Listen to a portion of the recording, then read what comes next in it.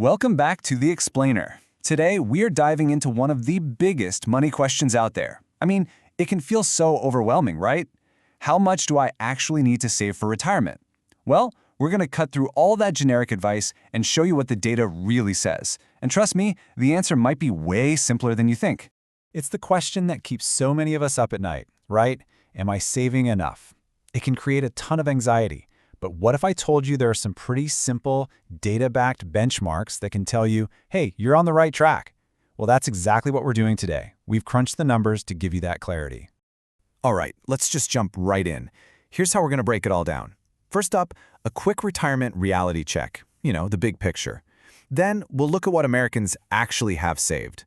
After that, we'll get into the good stuff, the benchmarks you should be aiming for, some key principles to get you there, and of course, we'll wrap it all up with your biggest financial takeaways.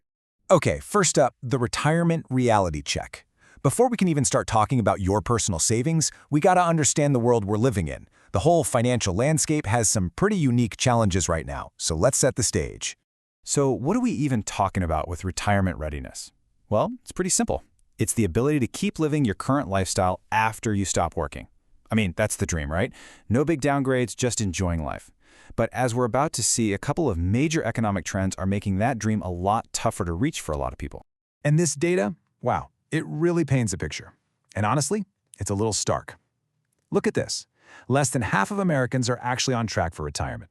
That means the median worker, the person right in the middle, is facing a $5,000 spending gap every single year in retirement. And a huge reason for this? For decades, our wages just haven't kept up with inflation. Real wage growth has been crawling along at just a fraction of a percent. And if that wasn't enough pressure, there's the whole Social Security challenge. The reality is, with more people retiring and fewer people paying in, the trust fund is projected to run out of reserves in about a decade. Now, that doesn't mean it goes to zero, but it could lead to some pretty big benefit cuts. We're talking around 23%. So yeah, that makes your own savings more critical than ever before.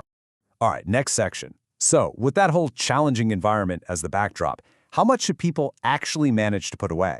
The numbers here might really surprise you.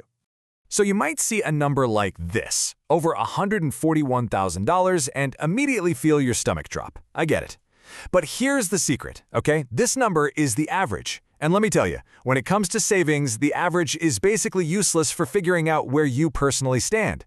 And this is why that average number is so misleading. Check this out.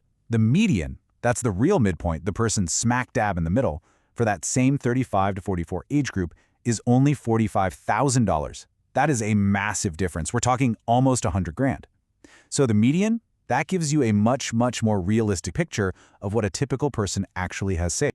Yeah, as this quote says, the gap is all about a few super savers skewing the numbers. The big takeaway here is that a handful of people with gigantic savings accounts are pulling that average number way up. So when you're trying to figure out how you're doing, please look at the median. It's a way better benchmark because it tells you what the person right in the middle has actually put away. And this chart, this really tells the whole story, doesn't it? It shows the savings journey across a lifetime. You can literally see how those balances grow and compound over time, starting with Gen Z, who are just getting their feet wet, all the way up to the baby boomers who've had decades to build their nest eggs. It's a perfect illustration that this is a marathon, not a sprint. Okay, so now that we've got a much more realistic picture of the savings landscape, let's get to the good part. Let's talk about some simple, actionable goals you can actually use to see how you're doing. All right, this is a super popular rule of thumb, and it's a great way to stay on track. The idea is to have a certain multiple of your salary saved up by key ages. So by age 30, the goal is to have 1 times your annual salary saved. By 40, you're shooting for 3 times.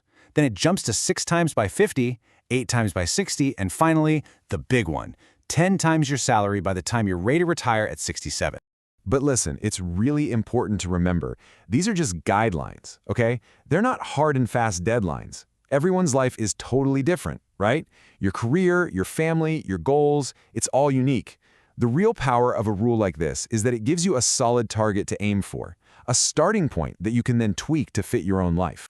So the big question is, how in the world do you actually reach those goals?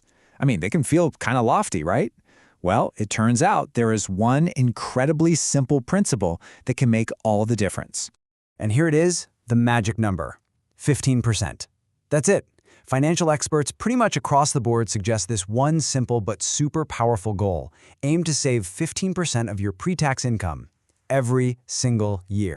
And you know what the best part is? That 15% includes any match you get from your employer. So think about it. If you put in 10% and your company matches 5%, boom, you're there. You've hit the goal. It is literally free money, people. You should never, ever leave that on the table. And what's interesting here is you can see that as people get older, they definitely tend to save more. That makes sense. But what this really shows is that there's room for pretty much everyone to bump up their contributions a bit. I mean, if you can just take full advantage of that employer match, every single generation can get that much closer to hitting the 15% target. Phew, okay, we have covered a ton of ground. So let's boil it all down and recap the most important takeaways from all of this. All right, so here's what you really need to remember. First, have a clear target. Aim for that 10 times your final salary by retirement. Second, have a consistent method. That's the 15% rule, right? And third, have the right mindset. Always focus on the median savings, not that crazy skewed average. At the end of the day, the goal is simple. Build a plan that actually works for your life. Look, at the end of the day, these numbers aren't here to make you feel bad or to judge you. Not at all. Think of them like a map. They're just a tool to help you figure out exactly where you are right now, where you want to go, and most importantly, what that very next step on your own financial journey should be.